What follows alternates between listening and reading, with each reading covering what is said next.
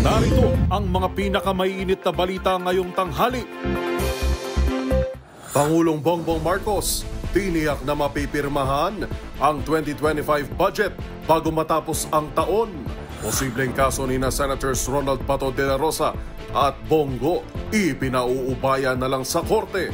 Office of Civil Defense pinag-aaralang palawakin ang permanent danger zone ng Canlaon. Sa MBC TV correspondents, delivery rider sa Northern Samar nagsauli ng napulot na 20,000. Sa MBC TV Sports, Milwaukee Bucks kampiyon sa NBA Cup Championship.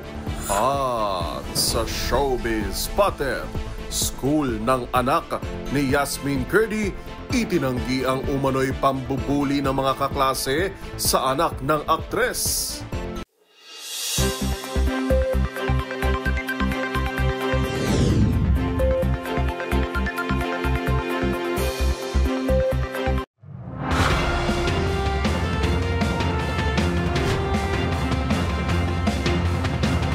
Bawat balita, makabuluhan. Bawat kwento, makapangyarihan. Boses ng Pilipino para sa Pilipino. Live mula sa MBC TV Studio. MBC TV Network News.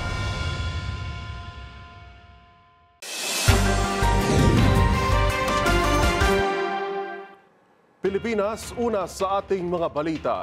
Tiniyak ni Pangulong Bongbong Marcos na mapipirmahan ang 2025 General Appropriations Bill bago magsara ang taong 2024. Asahan daw na hihimaying maigi ng Pangulo ang bawat nilalaman ng panukalang budget para tiyaking mapupunta nga ito sa mga programang mapakikinabangan ng mga Pilipino.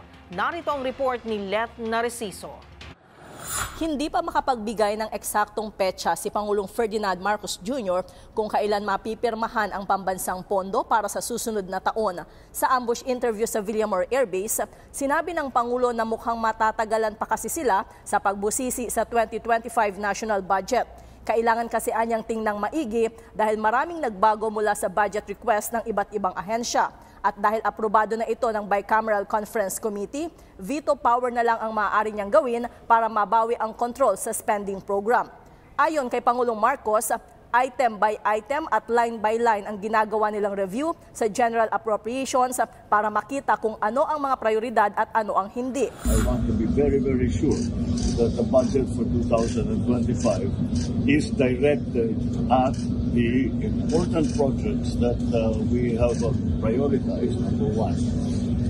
And secondly, that there is a stronger safeguards on the spending for the different projects. Kaya baka mag-assess na naman tayo ng mga project na pinasok na sa insertion. Because yung insertion na ginawa ay hindi naman kasama yun sa budget request. Tiniyak naman ito na mapipirmahan ang GAA bago matapos ang taon. Para sa MBC TV Network News, ito si Let Narciso. Una sa Pilipinas, una sa Pilipino. Samantala, taas noo raw na haharapin ni na Senators Bongo at Ronald Bato de la Rosa ang anumang reklamo na posibleng isampa laban sa kanila ng Korte Suprema o sa Korte Suprema. Kasunod dito ng rekomendasyon ng Quad Committee na papanagutin ang dalawang mambabatas dahil sa umunoy pagkakasangkot ng mga ito sa madugong Duterte drug war, bagay na ayon kay De La Rosa ay isa lamang demolition job. Magbabalita si Raymond Dadpaas. Nagpahayag ng kahandaan sina Senador Christopher Bongo at Senador Ronald Bato de la Rosa na harapin sa korte ang kasong inirekomenda laban sa kanila ng House of Representatives Quad Committee. Ito ay ang kasong crime against humanity at genocide. Ayon kay Go, nasa korte ng desisyon kung sakali man at matuloy na sila ay makasuhan. Matagal na itong binanggit ni dating Pangulong Rodrigo Duterte na kasuhan sila sa korte kung may hawak silang ebidensya laban sa kanila kaugnay ng ikinasa nilang war on drugs. Binanggit din ng senador na nasa mga kababayan na natin ang humusga kung ano ang kanilang naramdaman na benepisyo sa gera laban sa iligal na droga. Nagtataka lang ito na idinamay ng Quadcom ang mga wala namang kasalanan at walang kinalaman. Lahat na lang gustong makasuhan kahit hearsay lamang ang mga ebidensya na nakalap sa Quadcom hearing. Para naman kay Senador Ronald Bato de la Rosa, bahagi ng demolition job ang rekomendasyon ng Quadcom. Sa simula pa lamang ang intensyon nilang gibain ang mga Duterte at kanilang mga kaalyado. Kung sakali at hindi sila manalo ni Senador Go sa 2025 midterm election, ay wala nang hadlang sa ikinakasan nilang impeachment laban kay Vice President Sara Duterte. Ganun pa man ay tiwala si De La Rosa sa pagiging patas ng ating mga korte at papanig sa kanilang katotohanan. Binatikos nito ang ilang miyembro ng House Quadcom dahil nang nakaupo pa sa Malacanang si dating Pangulong Duterte ay suportado nila ang kampanya laban sa iligal na droga. Tinawag pang ilan sa mga ito na himudpuit kina dating Pangulong Duterte at dating Special Assistant to the President na si Senator Bongo. Ngunit ngayon, sila pa ang nangunguna sa pagbatikos sa war on drugs upang mapagbigyan lamang umano ang kanilang patron. Para sa MBC TV Network News, ito si Raymond Dadpaas, una sa Pilipinas, una sa Pilipino.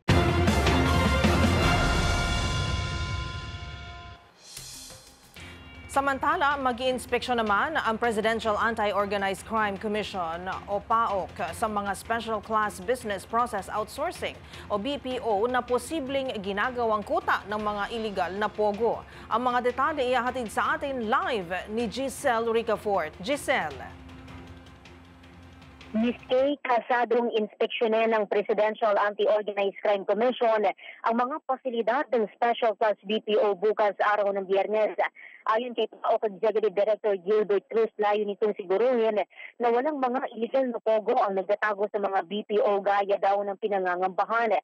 Pagpasok naman anya ng Enero, magiging agresibo ang kanilang enforcement operation para halughugin ang mga hotel, resort at subdivision na posibleng pinagkukublihan din ng mga maliliit na illegal pogo haba. Una nang sinabi ni PNP Chief General Romel Marbil na marami silang natatanggap na ulat na may mga illegal na pogo sa mga nabanggit na lugar. Wala naman ang lisensyadong pogo haba nag-ooperate sa Pilipinas matapos ikandado ang pinakamalaking pogo sa bansa na nasa Island Cove sa Kawit, Cavite, ayon naman sa PAGCOR. Pero sabi ng PAOK, may na-monitor silang 100 guerrilla pogo na nag-ooperate pa rin sa buong Pilipinas hanggang ngayon. Para sa MBC TV Network News, ito si Giselle Ricafort para sa DZRH, una sa Pilipinas, una sa Pilipino. Maraming salamat, Giselle Ricafort.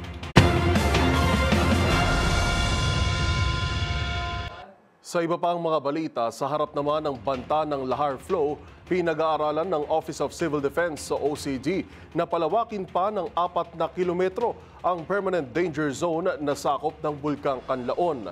Ang buong dahilan sa likod ng mungkahing ito, tinutukan ni Edniel Parosa. Pinaplano na ng Office of Civil Defense na palawakin pa ang permanent danger zone sa paligid ng Bulkang Kanlaon. Paliwanag ng tanggapan, ito'y dahil sa panganib na dala ng low pressure area sa Mindanao na maaaring magdulot ng lahar. Ayon sa OCD, mula sa 6 na kilometro, inaaral ng i-extended danger zone sa 10 kilometers. Kabilang sa maaaring maapektuhan ay ang mga evacuation center na balak ilabas sa 14-kilometer radius mula sa bulkan. Sa ngayon, may 29 na evacuation center sa isla ng Negros kung saan higit 99% na umano ang naililikas. Katumbas ito ng 5,772 pamilya o 18,475 na kataong tumalima sa panawagang lisanin na ang permanent danger zone. Nag-issue naman ng camp pass ang mga lokal na pamahalaan para makapasok pa rin sa kanilang ari-arian ang mga representante ng bawat pamilya. Pero pinapayagan lang ito tuwing alas 6 ng umaga hanggang alas 4 ng hapon. Para sa MBC TV Network News, ito si Edniel Parosa ng DZRH. Una sa Pilipinas, una sa Pilipino.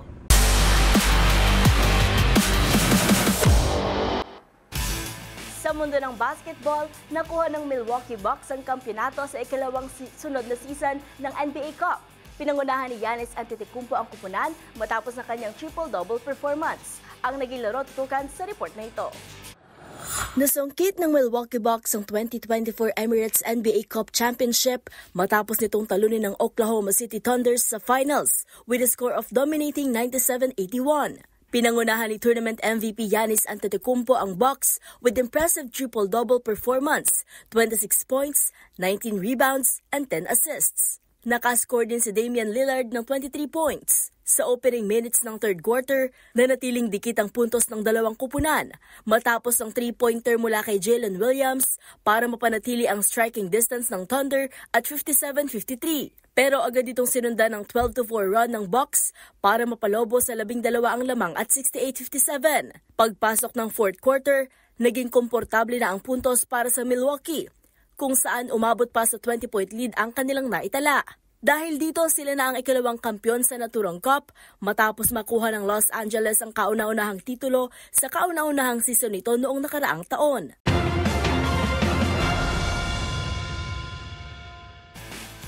Sa aming pagbabalik, Carl Eldroyulo at iba pang Filipino gymnast nagpakitang gilas sa Hong Kong. Tutok lang sa MBC TV Network News.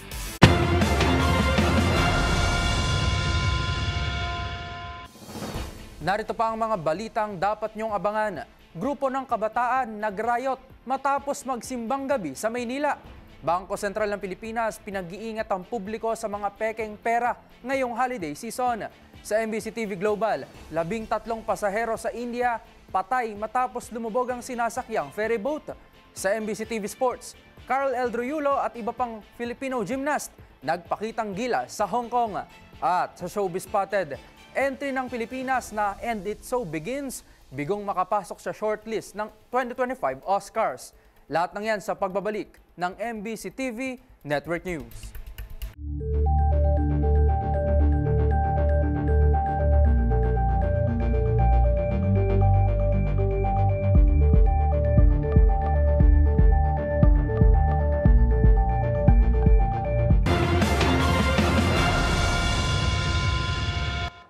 Inihain na sa Kamara ang ikatlong impeachment complaint laban kay Vice President Sara Duterte.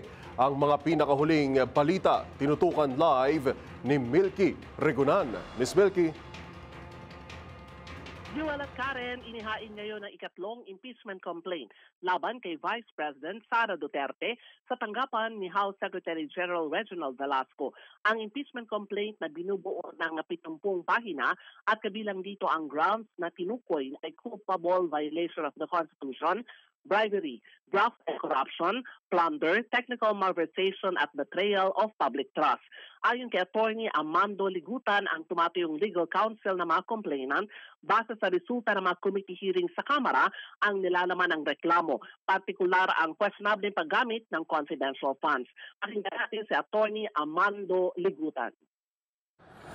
What makes this complaint different from the two already filed impeachment complaints is that these priests, these lawyers believe that with what transpired and with what the public saw during the committee hearings,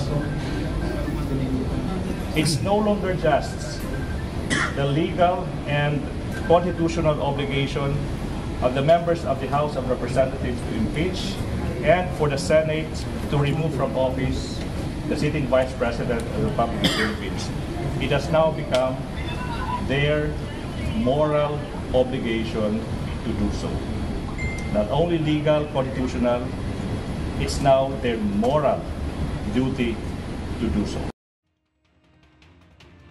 Ang ikatlong complainant o complaint ay indosa naman ni na Representative Gabriel Bordado ng 3rd District ng Camarines at Lex Colyada ng isang party list group. Ang 12 complainants ay kinabibilangan ng mga pari mula sa Diocese of Navariches, Order of Carmelites, Congregation of Missions at mga abogado mula naman sa Union of People's Lawyers of Mindanao. Para sa MBC TV Network News, ako si Milky Regunan, una sa Pilipinas, una sa Pilipino. Live mula sa Kamara de Representantes, maraming salamat Miss Milky Regunan.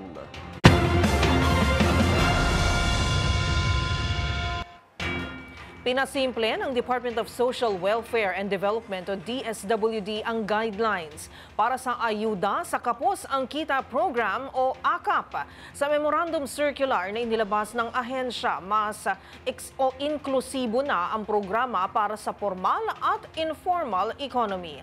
Ang mga detalye tinutukan ni Val Gonzalez. Nagpasya ang Department of Social Welfare and Development o DSWD na i-streamline ang mga lituntunin para sa pagpapatupad ng ayuda sa Kapos ang Kita Program o AKAP para sa hanay ng low income at minimum wage earners. Ayon kay DSWD spokesperson Assistant Secretary Irene Dumlao, ang mga pinasimpleng alituntunin ay nakasaad sa Memorandum Circular No. 30 na nilagdaan ni DSWD Secretary Rex Gatchalian noong 9 ng Agosto. Ang mga kinakailangan na lamang na mga dokumento para sa mga aplikante mula sa formal economy ay ang signed contract of employment, certificate of employment with compensation, income tax return o ITR, duly signed audited financial statement o certificate of tax exemption. Para naman sa mga aplikante na galing sa informal economy ay ang certificate mula sa direktang employer, certification mula sa mga tanggapan ng gobyerno, association certification, business permit, o barangay certification para sa mga nagmamay-ari ng maliliit na negosyo. Batay sa inaprobahan ng Bicameral Conference Committee para sa 2025 National Budget, naglaan ng 26 na bilyong piso ang gobyerno para sa AKAP program, kabilang sa iba't ibang uri ng tulong na binibigay sa mga benepisyaryo ng AKAP ay ang medical, funeral at food assistance kasama na ang cash relief assistance. Mahigit sa 4 na milyong low income at minimum wage earners sa bansa, kabilang ng mga magsasaka at mangingisda ang nakinabang sa AKAP program ngayong taong 2024. Para sa MBC TV Network News, ako si Val Gonzalez, DZRH, una sa Pilipinas, una sa Pilipino. Sa iba pang mga balita, nagrambulan ang dalawang grupo ng mga kabataan sa ikalawang araw ng simbang gabi sa Mabini Bridge, Lacson Avenue sa Sampaloc, Maynila. Sa ulat, nagbatuhan pa ang mga ito ng Molotov bomb o bote na may gasolina sa gitna ng kalsada kahit na may dumadaang sasakyan. Sa video ng kuha ng isang nagngangalang Nix Pasqua, dinig sa video ang dalawang putok ng hinihinalang improvised gun at pagliyab sa kalsada ng Molotov bomb. Dahil sa riot, may ilang sasakyan ang nadamay at may isang bata na rin ang nabundol ng sasakyan. Agarang rumisponde ang Sampaloc Police at Barbosa Police sa rambulan at nasagip ang 7 minor de edad at nakipag-ugnayan sa kanilang mga magulang.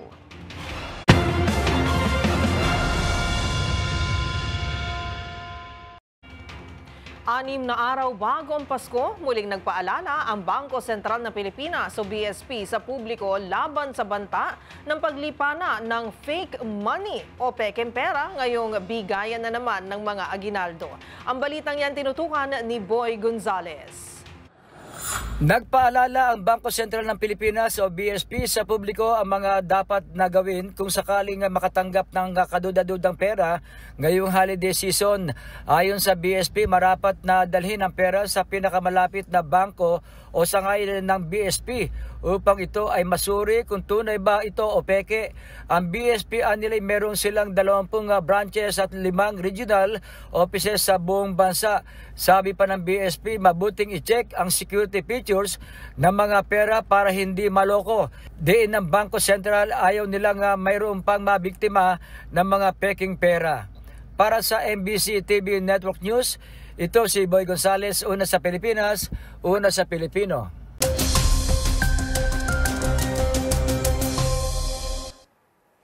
Pilipinas, nag-downgrade na si Bagyong Kerubin bilang isang low-pressure area habang binabaybay ang silangang bahagi ng Surigao City, Surigao del Norte. Pero dahil sa magandang sirkulasyon ng hangin sa paligid nito, nagbabala ang pag-asa na mataas ang tsansa na muli itong lumakas bilang bagyo sa susunod na 24 oras at muling papangalanan bilang Kerubin.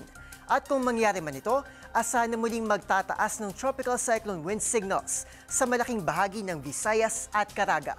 Ngayong araw, makakaranas ng masungit na panahon ang Dinagat Islands at Surigao del Norte, kasama ang Misamis Oriental at Camiguin sa Northern Mindanao. Gayon din ang buong eastern section ng Visayas at ilang probinsya sa Western Visayas. Samantala, patuloy pa rin ang preskong panahon na sinasama ng mga pulupulong pag-ulan ng hanging amihan sa Cagayan Valley at Cordillera habang shearline naman sa Kabikulan. Sa pagtaya ng Pag-asa, asahan pa rin bukas ang katamtaman hanggang sa malalakas na pag-ulan sa Kabikulan, Eastern Visayas at Caraga dahil naman sa patuloy na paglapit ng low pressure area. Habang makakaranas naman ng kalat-kalat na pag-ulan ang Mimaropa, bunsod naman ng shearline. Yan munang latest sa lagay na ating panahon ngayong Webes. Para sa MBC TV Network News, ako si Arnold Herrera. Una sa Pilipinas, una sa Pilipino.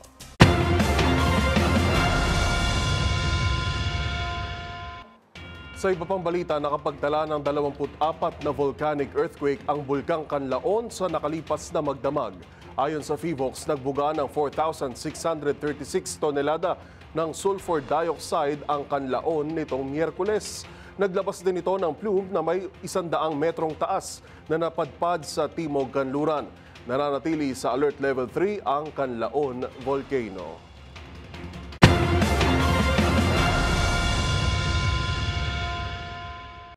Mas palalawakin pa ng bansang China ang kanilang nuclear forces mula sa nabuong relasyon nito sa Russia ngayong taon. Dahil dito, asahang mas tataas pa ang tensyon sa pagitan ng China at Taiwan na siya namang ikinababahala ng Estados Unidos. Yan at ang iba pang mga napapanahong balita mula sa iba't ibang panig ng mundo sa loob ng 1 minuto sa Global Headlines Report ni James Galange.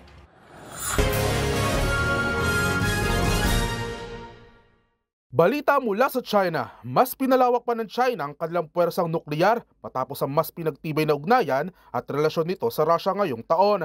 Ayon sa Pentagon, inaasahan na mas lalala pa ang presyon at pag-atake ng mga militar ng China sa Taiwan na siya namang dahilan ng pagtaas ng tensyon sa pagitan ng China at Estados Unidos. Samantala, balita naman mula sa Palestine, nakisali na rin sa negosasyon ang mga bansang Amerika, Egypt at Qatar para sa panawagang tigil putukan o ceasefire sa nagpapatuloy na giyera sa pagitan ng Israel at Hamas. Ito ay upang mas mabawasan pa ang mga inosenteng mamamayan ang madamay at maipit sa nangyayaring kaguluhan, kung saan mahigit 20 Palestinians muli ang nasawi sa loob lamang ng 24 na oras mula sa mga isinagawang airstrike attack ng bansang Israel. Sa iba pang balita, patay naman na nasa 13 pasahero sa India matapos lumubog ang sinasakyang ferryboat dahil sa pagsalpok ng isang naval speedboat dulot ng engine malfunction. Ligtas naman na nasa mahigit 100 sakay ng pampasaherong barko, habang 3 naman sa mga kasamang namatay ay mga naval personnel. At iyan ang 1 minutong hatid ang mga pinakamaiinit at napapanahong balita sa iba't ibang panig ng mundo. Para sa MBC TV Network News, ito si James Galange, una sa Pilipinas, una sa Pilipino.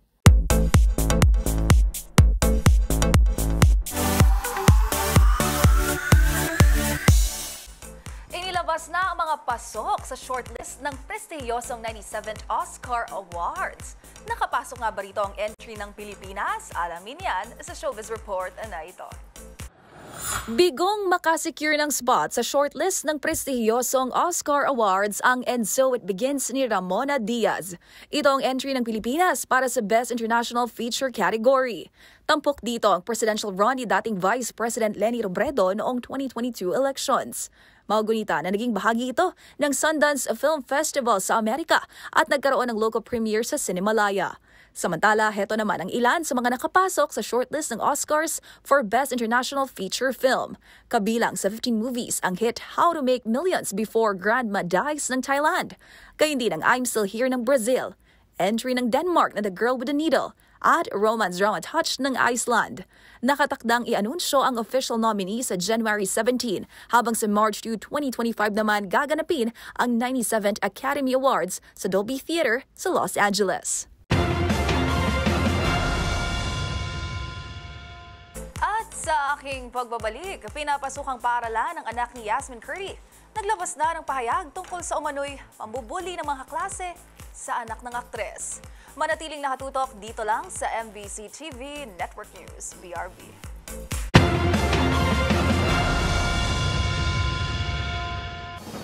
Narito pa ang mga balitang dapat niyong abangan. Sa MBC TV correspondents, top 1 most wanted sa Davao City, arestado. Sa Hoy, bawal yan. Parusa sa hindi pagbibigay ng student discount. Alamin sa MBC TV Sports, Carl Eldroyulo at iba pang Filipino gymnast nagpakitang gila sa Hong Kong. At sa Showbiz Spotted, school ng anak ni Yasmin Curry, itinanggi ang umano'y pambubuli ng mga kaklase sa anak ng aktres. Lahat ng yan sa pagbabalik ng MBC TV Network News.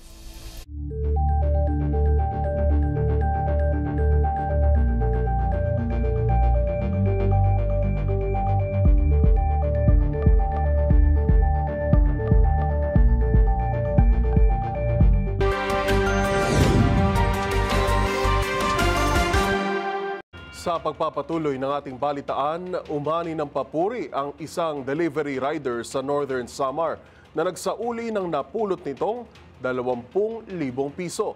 Ang detalye sa good news na yan at ang iba pang mga rumarapidong balita mula sa probinsya, hatid ng iba't ibang istasyon sa ilalim ng MBC Media Group. Umani naman ng papuri mula sa mga netizens ang isang delivery rider dito sa lalawigan ng Northern Samar matapos na magsauli ito ng pera. Ito ay nakilala na si Michael Canoy ng San Miguel, Visayas, Northern Samar. Napag-alaman na napulot nito isang belt bag na naglalaman ng pera na nagkakahalaga ng 21,000 pesos. Agad niya itong isinauli sa pulis. Ang nasabing belt bag na naglalaman ng pera ay agad na isauli sa mismong may-ari din ito. Labis naman natuwa na sabing may-ari at nagpasalamat doon sa nasabing rider, lalo pat naroon din ang kanyang mga ID. Nais bigyan din ng otoridad ang kahalagaan ng pagiging honest at mapagkakatiwalaan sa pamamagitan ng pagsasauli sa mga napupulot na mga bagay na hindi naman pag-aari. Mula sa MBC Network News, Arts 34 Jane Galit Pantayan, una sa Pilipinas, una sa Pilipino. Habang papalapit ang Kapaskuhan, lalo pang pinapaigting ng Bureau of Fire Protection of BFP Dagupan City ang kanilang Fire Safety Initiative ngayong holiday season upang maiwasan ang sunog. Sinabi ni Senior Fire Officer Tri Clemente Amante Batalaw, Deputy City Fire Marshal ng BFP Dagupan na naka-heightened alert na sila at iniikot na nila ang 31 mga barangay sa syudad upang paalalahanan na iwasan ang paggamit ng mga paputok na pinagbabawal para iwas na rin sa disgrasya. Tinayak ang kanilang proactive measures kasama na ang pinaigting na paghahanda, koordinasyon at awareness campaign na nakatuon sa pagsisiguro sa buhay at ari-arian ngayong panahon ng holiday season. Dagdag pa ni Batala nung mahigpit nila sinasagawa ang mga ito sa pamamagitan ng Uplan Paalaala, isang door-to-door initiative upang maturuan ang mamamayan hinggil sa fire safety practice at Uplan Ligtas Pamayanan, programang nakatutok sa barangay level fire safety training at paglikha ng auxiliary response group upang maturuan ang komunidad ng first responders. Para sa MBC TV Network News, ito si Freddy Fajardo Aris 38, una sa Pilipinas, una sa Pilipino. Balita mula sa Davao City. Nahulog sa kamay ng mga otoridad ang most wanted person top 1 city level matapos ipinatupad ang warrant of arrest sa pinagsalim na pwersa ng kapulisan na pinangunahan ng Turil Police Station dakong alas 11:25 ng tanghali sa General Lao Street, Barangay Turil, Poblacion, Turil District, Davao City. Ang naresto ay nakilalang si Ralph Christian Perez, 26 anyos, walang trabaho at nakatira sa Teca Home Subdivision, Barangay Bulig, Turil District, Davao City. Ang warrant of arrest ay inisyo ni Honorable Mario Duabis, Presiding Judge RTC Branch 15, Davao City, 11th Judicial Region na may 5 counts sa kasong qualified thief at may piyansang 24,000 ang nirekomenda ng korte. Nakulong na ngayon ang akusado sa Turil Police Station para sa wastong disposisyon. Para sa MBC TV Network News, ito si June Suter, una sa Pilipinas, una sa Pilipino. Ang pagbibigay diskwento para sa mga estudyante sa mga pampublikong transportasyon ay isa ng malaking tulong para sa kanila, lalo na sa pagbabudget ng mga gastusin. At para sa mga mag-aaral na kailangan pang umalis ng weekends o holidays para sa schoolworks, malaking tipid ang mga discount na ito. Ngunit sa ilang pagkakataon, may mga driver ng mga public transport ang hindi binibigay ang discount, lalo tuwing walang pasok o weekends. Ano nga ba ang parusa para rito? Alamin sa report na ito. Malaking luwag sa bulsa ng mga estudyante ang pagkakaroon ng 20% discount sa mga public utility vehicle o PUV tulad ng mga jeep, bus, tren, taxi at mga tricycle. Dahil bukod sa pamasahe, pasanin din nila ang pagbabudget para sa mga schoolwork, sa baon, matrikula at iba pang school expenses.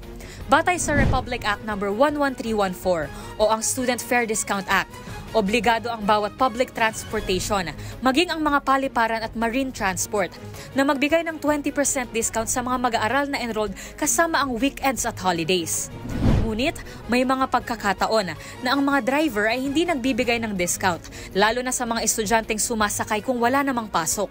Mahigpit itong ipinagbabawal ayon sa Section 10 ng naturang batas, kung saan maaaring maharap ang driver ng mga land public transport utilities sa suspensyon ng kanilang mga lisensya. 1 buwan na suspensyon ang maaaring ipataw para sa unang offense, 2 buwan naman para sa ikalawang offense, at 3 buwan para sa ikatlong offense. At para sa mga succeeding na offenses, maaari namang patawan ng multa na 1,000 piso at 3 buwan na suspensyon ng lisensya ang may sala.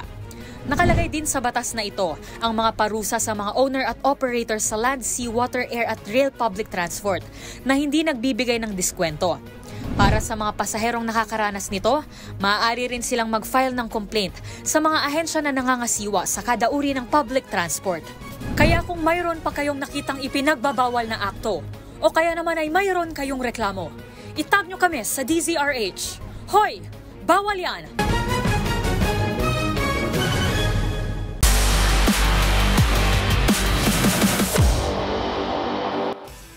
Sa mundo ng gymnastics, nanguna ang mga natatanging atletang Pinoy sa ginanap na International Championship sa Hong Kong. Kabilang na dyan si Carl Eldro Yulo, kapatid ni Olympic gold medalist Carlos Yulo na nakapag-uwi ng 7 ginto. Ang mga detalye tutukan sa report na ito. Nangibabaw ang husay ng mga atletang Pilipino sa ginanap na Hong Kong Artistic Gymnastics International Invitation Championships. 7 gold medals ang nasungkit ni Carl Eldro Yulo mula sa individual all-around, floor exercise, vault, parallel bars, horizontal bars, pommel horse at steel rings. Ilang events din ang dinomina ng Philippine senior and junior team. Habang mga ginturi ng nakuha ni Juancho Miguel Bezana sa individual all-around, floor exercise, pommel horse at silver sa steel rings, parallel bars at vault, at bronze naman sa horizontal bar. Golds din ang nasungkit ni Justin Ace De Leon sa steel rings at parallel bars, habang bronze naman sa vault. Sa kabuuan, 14 na golds, 6 na silvers at 5 bronze medals ang naiuwi ng Pilipinas sa kompetisyon.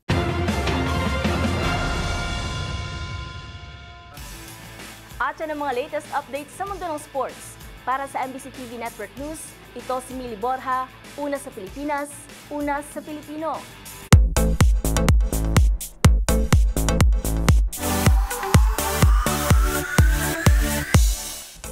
Kamakailan lang ibinahagi ng aktres na si Yasmin Curdy sa social media ang naranasan umanong pambubuli ng mga kaklase sa kanyang 12 anyos na anak na babae. Kasunod naman yan, naglabas na rin ng official statement ang pinapasukan nitong paaralan tungkol sa issue. Narito ang report. Naglabas na ng pahayag ang pinapasukang paaralan ng anak ni Yasmin Curdy. Kaugnay ito ng isiniwalat ng aktres na naranasan umanong pambubuli ng mga kaklase sa kanyang 12 anyos na anak.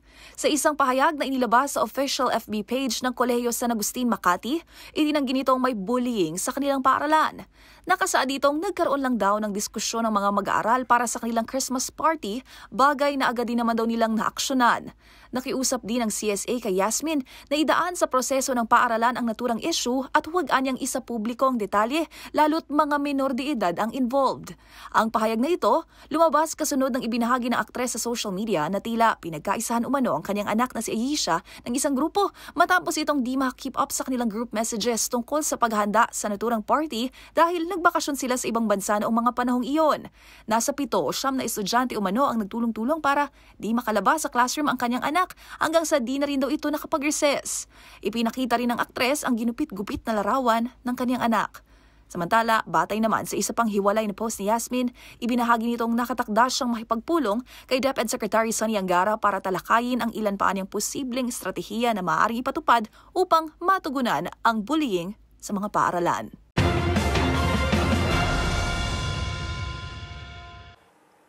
Para sa MBC TV Network News, ito po yung showbiz angel Angelica Cosme. Una sa Pilipinas, una sa Pilipino. Balik sa inyo, Miss Karen and Yuel.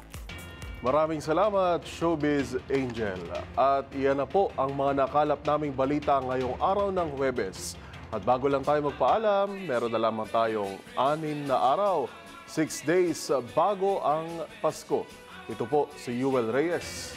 At ako naman po si Karen Oyong. Magkita-kita tayong muli bukas, araw ng Biyernes para sa mga balita makabuluhan, mga kwentong makapangyarihan. Atid ang boses ng Pilipino para sa Pilipino.